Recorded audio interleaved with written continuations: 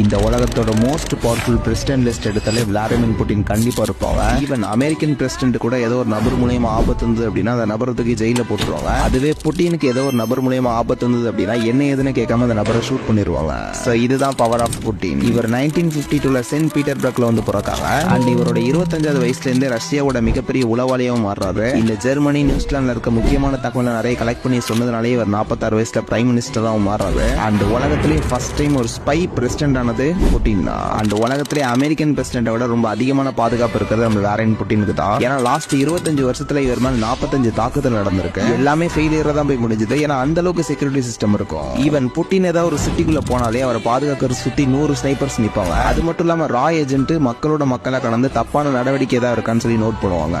இப்போ கூட ரீசனா ரஷ்யாவோட ஆப்போசிஷன் பார்ட்டி சில முக்கியமான நபர்கள் ஸ்பை வேலை பார்த்தனால அவங்க மர்மமான முறையில கொலை செய்யப்படுறாங்கிற நியூஸையும் நம்ம கேள்விப்பட்டுறோம். இதெல்லாம் பார்க்கும்போது விளாடிமிர் புட்டின் மேல கை வச்சா என்ன நடக்குங்கிறது புரியுது. அண்ட் ஒரு ஸ்பைனாலே சுத்தி என்ன நடக்கு, பக்கத்துல இருக்க நாடுகள்லாம் என்ன பண்ணிட்டு இருக்காங்கிறது அவனுக்கு தெரியும். பட் அப்படிப்பட்ட நபர் பிரசிடென்டா மாறும்போது ரூலிங் பயங்கரமா இருக்கும்னு சொல்லி நமக்கு பார்த்தாலே தெரியுது.